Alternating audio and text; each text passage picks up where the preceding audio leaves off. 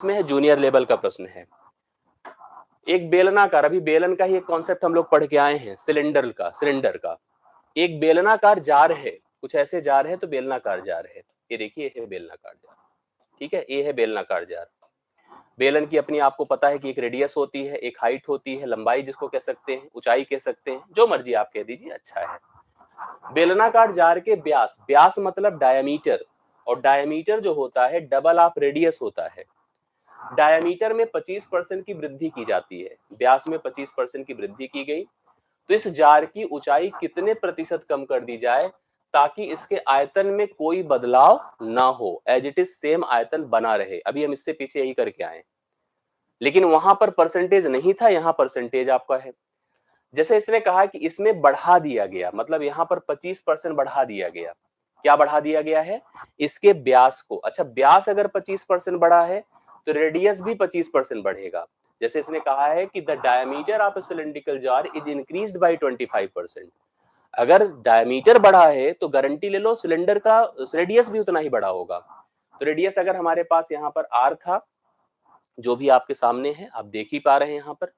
अब इसको अगर हम 25% बढ़ा देते हैं तो हमसे यही पूछा है कि इसके ऊंचाई में कितने परसेंट की कमी कर दी जाए जिससे इसके आयतन पर कोई प्रभाव ना पड़ने पाए। लीजिए हम करके आपको बताते हैं। सबसे पहले जनरल ले लीजिए आप लोग, इसका आयतन क्या होगा? Pi r square h. Confirm, pi r square h. अब एक दूसरा जो हम लोग बढ़ाने पर, अर्थात हम उसकी रेडियस को अगर हम 25% बढ़ा दे तो हमारे पास नया फिगर जो बनकर आएगा उसमें रेडियस, उसमें हाइट बदल जाएगी, क्योंकि त्रिज्या बदल रही है तो हाइट भी बदल रही है। लेकिन उसमें एक बात ध्यान देने की है कि यहाँ पर जो नया बनेगा उसके रेडियस में 25% की वृद्धि होगी। अब आप कहोगे सर यहाँ तो व्यास में हुई, तो भैया मैं आपको बता रहा हूँ कि व्यास में जितना बढ़ा उतना ही रेडियस में भी बढ़ेगा। अगर हम कह रहे हैं रेडियस अपनी आर थी, आर को अगर हम 25% बढ़ाएंगे तो 25% मतलब होता है 1/4, अर्थात यह हो जाएगा 5/4, मतलब 4 से 1 बढ़कर 5, या आर गुणे 125/100 कर दीजिए तो आपका 5/4 हो जाएगा। तो यहां पर होगा 5/4 आर का होल स्क्वायर इंटू, अगर इसको आप H1 माने तो इसको आप मानिए H2। ठीक है, अभी उसी तरह से जैसे वहां पढ़ के आए हैं, देखो ये खत्म, यहां भी आपको पता है कि आर स्क्वायर खत्म ही हो जाएगा, आर स्क्वायर खत्म हो जाएगा, बट यह 5 का वर्ग 25 होगा, बटे 16 होगा, और यह H2 होगा, उधर आपका H1 होगा। इसको भैया ले जाओ इधर, तो लिखो H2 अपान H1, और इसको उल्टा करना पड़ेगा, अर्थात 16/25 हो गया। अर्थात मेरा ये कहना है कि 25 से 16 हो गया, 25 से 16, पहले अगर हाइट 25 थी तो अभी घटकर 16 हो गई, 25 से कितना हो गई? 16 हो गई। कितना कम हो रही है? जैसे हम आप देख रहे हैं ना, H2/H1 बराबर 25/16 हुआ कि नहीं हुआ? मतलब इसकी जो हाइट अगर 16 थी ना, तो जो नया बना उसकी हाइट 25 हो गई। कितना बढ़ रहा है? 9 बढ़ रहा है। किससे बढ़ रहा है? सॉरी, ऐसे देखिए, ये गलत लिखा हूं, 16/25 हुई, मतलब पहले अगर 25 थी तो अभी घटकर कितनी हो गई? 16 हो गई। 25 से घटकर 16 हो गई, कितना घटी है? 9 घटी है। किस में घटी है? 9, 25 में घटी है। तो 9 गुणे 100 बटा आप कर दो 25, 25 चौके 100 होता है, 4 9 36% की आपको दिख रहा है कि यहाँ पर क्या हो जाएगी? 36% की कमी हो जाएगी। 36% इस प्रश्न के लिए राइट सोल्यूशन होगा, जो ऑप्शन नंबर ए में दिया गया है। देख लीजिए, ऐसे प्रश्न आपको क्लियर होने चाहिए। जूनियर लेवल के ऐसे स्टैंडर्ड क्वेश्चंस आपकी परीक्षा से रिलेट कर सकते हैं। क्लियर? आगे बढ़ा जाए। यस, हाँ, 100 से 64 36, बिल्कुल सही बात है। यस, चलिए आगे बढ़ता हूं, इसके बाद की बात करता हूं, अगले प्रश्न पर आएंगे। इसको आप लोग देखिए कैसे बन रहा है।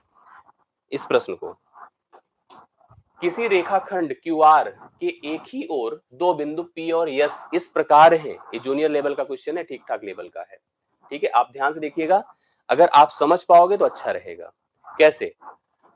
एक रेखाखंड है QR, ये देखिए कह रहा QR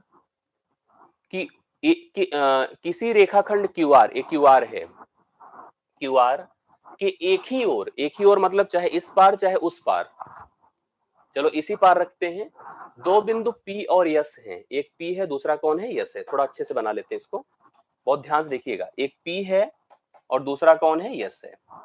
मतलब रेखाखंड QR के एक ही तरफ दो बिंदु कौन है? P और S। खूब अच्छे से इसके प्रश्न को, फिगर को बनाइए आप लोग। इस प्रकार स्थित है कि कोण PQS, कोण PQS, PQS मतलब ये देखिए ध्यान से, ये बन गया पी क्यू एस, ये हमने बनाया पी क्यू एस बराबर कितना है बोलो 30, 30 पी क्यू एस बराबर कितना हो गया 30। फिर आगे क्या बोला है, S Q R, S Q R, S Q R कहां पे होगा, S Q R, S Q R कितना दिया है 40 degree, 40 degree. S R P, S S R P कितना दिया है 30, एस आर पी ये 30 दिया है। और P R Q, P R Q ये दिया है 40। ये देखिए बढ़िया फिगर बन गया ना जी। सब कराऊंगा, अभी सेशंस अलग अलग होंगे। इस सप्ताह के बाद जो अगला होगा इस सप्ताह के बाद जब अगले सेशंस में लूंगा तो ओनली प्राइमरी, ओनली जूनियर मैं मेंशन करूंगा प्रॉपर कि यह प्राइमरी का ही है और यह जूनियर का ही है, ठीक है। आफ्टर मतलब इस वीक आप लोग जब सेशंस देखेंगे तो केवल प्राइमरी ओरिएंटेड आएंगे, केवल जूनियर ओरिएंटेड आएंगे, एकदम परेशान मत होइए। अभी आप लोग जैसे जो बन रहा है उस हिसाब से करिए, बस केवल लगे रहिए। मैं आप लोगों से बार बार कहता हूं कि आप कनेक्टेड रहिए, पढ़िए, अच्छे कंटेंट्स आपको मिलेंगे, अच्छी चीजें सभी पढ़ाएंगे। आप घबराइए नहीं, आप परेशान इधर उधर डाइवर्ट मत होइए, ध्यान से मन लगा के पढ़िए, आपको चीजें समझ में आएगी। ये आपने देखा कि एक रेखाखंड क्यू आर था, उसकी एक ही तरफ दो बिंदु थे, एक था पी दूसरा था एस। जैसे जैसे उसने कहा मैंने वैसे वैसे प्लॉट कर दिया, बना दिया। अब इसके बाद क्या बोल रहा है कि आपको इनमें से डिफाइन करना है कि कौन किससे रिलेटेड है। अच्छा आप इधर देखिए, सब में क्या है, सब में क्या है, पी क्यू आर है, पी क्यू आर है, पी क्यू आर है। तो मैं थोड़ा पी क्यू आर की तरफ ध्यान देता हूं। ये पी है अपना, क्यू है अपना, आर है अपना। मतलब एक त्रिभुज जो अभी ब्लू कलर से बन जाएगा, इसको ध्यान से मन लगा के सोचिए, इस त्रिभुज के बारे में सोचिए। और उसके बाद भी अगर आप देखोगे तो एक त्रिभुज उधर का जो दिया है, एस क्यू आर है, एस क्यू आर है, S Q R, S Q R है, एस क्यू आर है, एस आर क्यू है, एस आर क्यू है। तो है वही फिलहाल एस आर क्यू। अभी देखो ऐसे बना दिया। इसमें आप देख रहे हैं कि एक भुजा दोनों में कॉमन है। जैसे अगर हम बनाएं तो एक भुजा दोनों में क्या, दो भुजा दोनों में कॉमन है। भुजा दो कॉमन है कि नहीं है। अब इसने हमसे पूछा कि दोनों सर्वांगसम तो हैं बट किस नियम से हैं। दोनों सर्वांगसम तो हैं बट किस किस नियम से हैं। सर्वांगसमता मतलब दो ऐसे त्रिभुज जिनके सभी अंग समान हो, मतलब सभी कोण संगत रूप से बराबर हो, सभी भुजाएं संगत रूप से बराबर हो। They are called corresponding. वही आपके कॉन्ग्रुएंट के, वो आपके कॉन्ग्रुएंट अर्थात सर्वांगसम कहलाते हैं। अब जैसे मान लीजिए मैं इस त्रिभुज की बात करूं, ये जो ब्लू कलर से मैंने बना रखा था, इसमें यह कोण 70 डिग्री है। अगर इसको पूरा मिला दे तो कितना है, 70 है।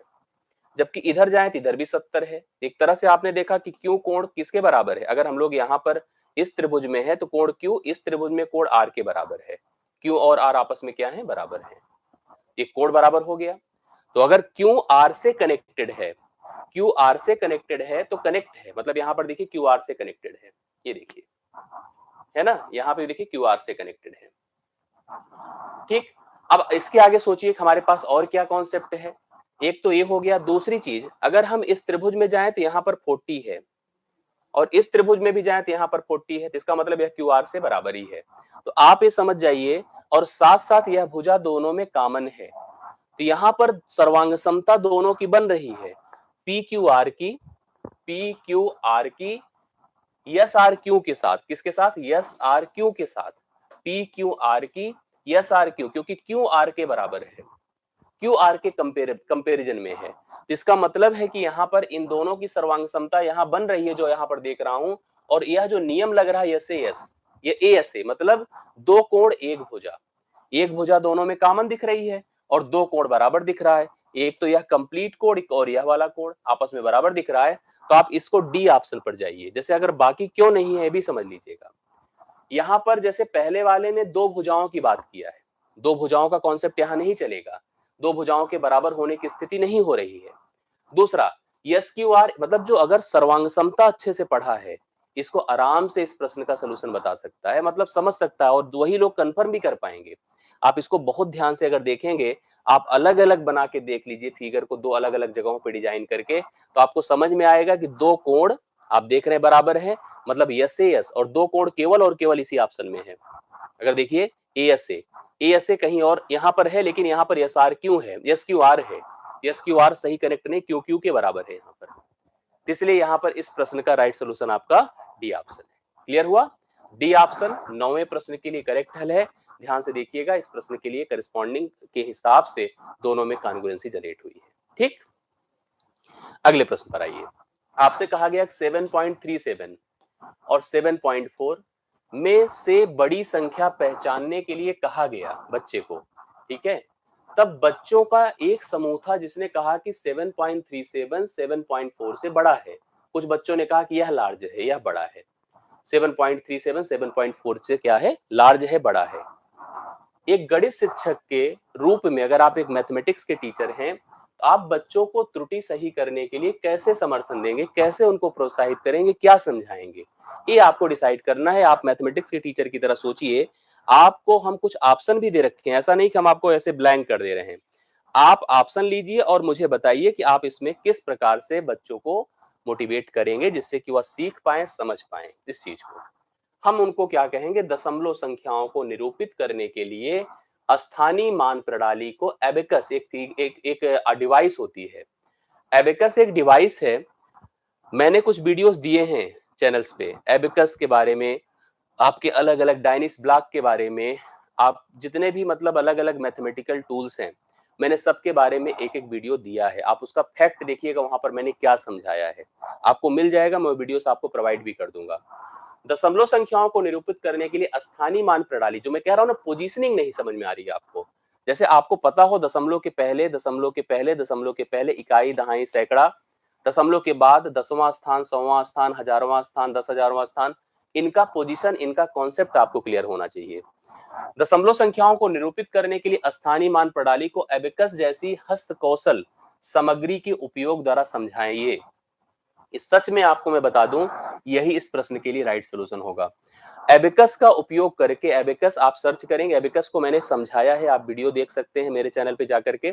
वहां पर एबेकस के बारे में पूरा डिटेल दिया है, डायनिस ब्लॉक के बारे में पूरा डिटेल दिया है, बेनहेले का सिद्धांत मैंने दिया, मैंने लगभग लगभग वो सारे पार्ट्स दिए हैं जो आपके लिए रिक्वायर्ड होता है, मैथमेटिकल टूल से कनेक्ट करता है।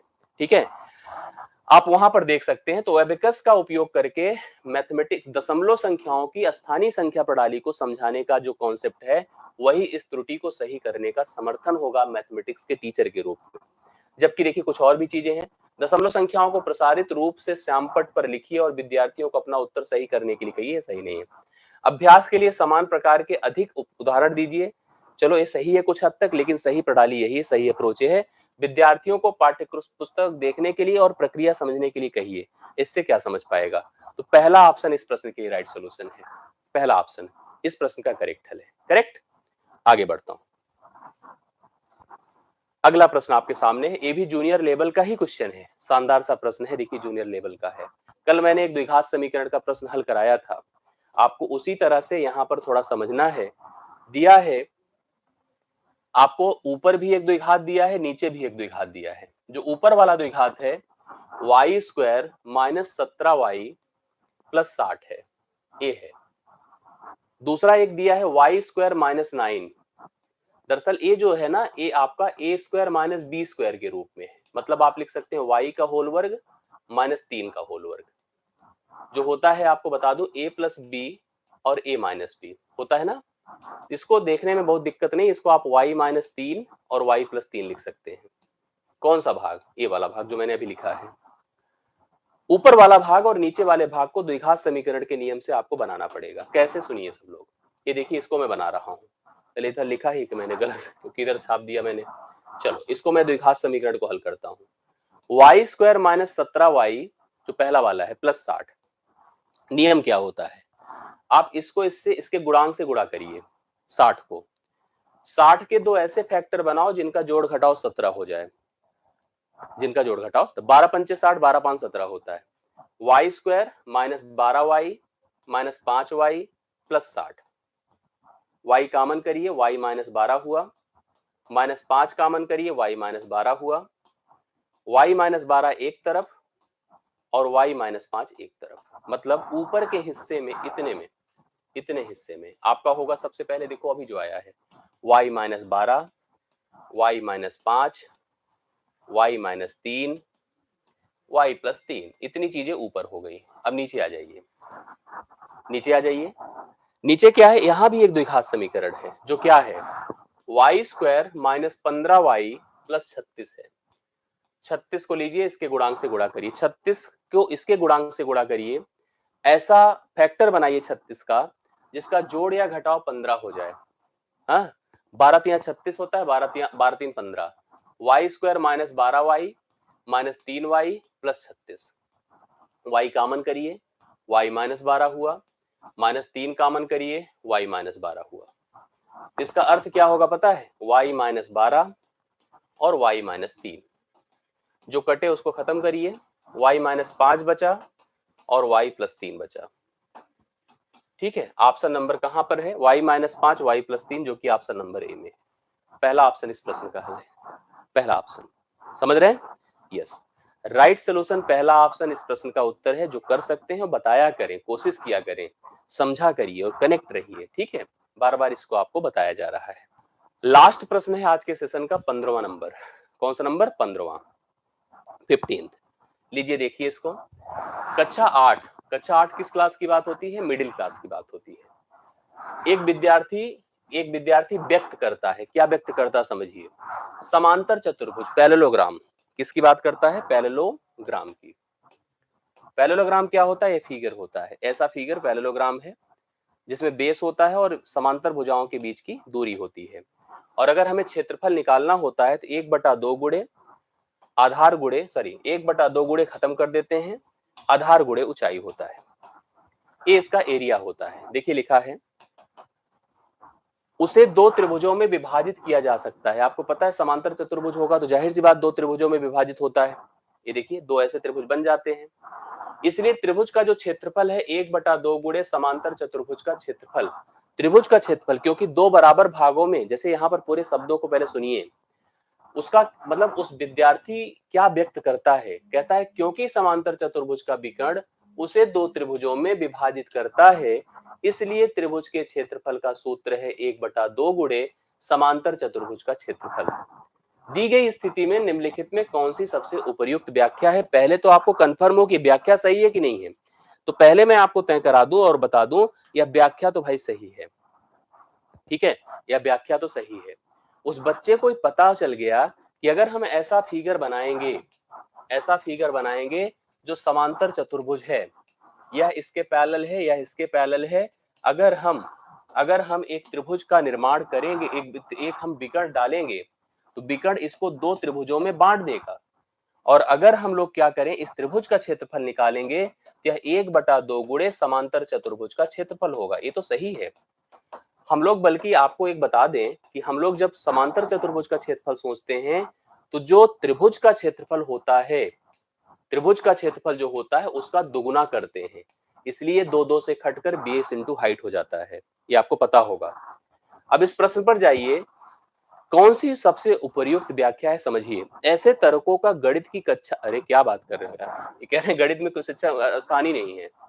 पहला ऑप्शन सोचो, कहां से लिख रहे हैं इसको, कह रहा है ऐसे तर्कों का गणित की कक्षा से कोई स्थान ही नहीं। अब बताओ, वह फिगर को जस्टिफाई कर रहा है, उनके एरिया के रिलेशन को समझा रहा है, और आप कह रहे हैं गणित की कक्षा में कोई स्थान नहीं है। एक गणित कक्षा में ऐसी चर्चाओं को प्रोत्साहित करना बिल्कुल जरूरी है। बच्चे को पता रहे कि त्रिभुज का समांतर चतुर्भुज से, समांतर चतुर्भुज का त्रिभुज से, बंटवारे का इक्वल डिवीजन, इनका क्या आपस में रिलेशन, ये सारी बातें क्लियर होनी चाहिए। विद्यार्थी प्रायः गलत विचार बना लेते, इसलिए गलत निष्कर्ष, अरे क्या बात कर रहे हैं, गलत है। सूत्रों को याद करने की आवश्यकता होती है, ऐसा कुछ नहीं है। यहाँ पर आपको पता है कि अगर हम फिगर को जस्टिफाई करके बहुत कुछ मतलब उनके रिलेशंस को क्लियर कर सकते हैं। देखकर कोई बता सकता था कि बी ऑप्शन इसका सही उत्तर होगा। आज के सेशन का अंतिम प्रश्न था। विश्वास है कि आपको सारा प्रश्न अच्छे समझ में आया होगा। आप लास्ट में वीडियो के नीचे हमें बताइएगा कि आपको किस प्रश्न में कहाँ दिक्कत हो, आपको समझ में चीजें आई कि नहीं आई, और अच्छा लगा हो तो वीडियो को लाइक भी कीजिएगा। सभी को धन्यवाद, शुभ रात्रि, मुलाकात होती है अगले क्लास में। Thank you so much, thank you.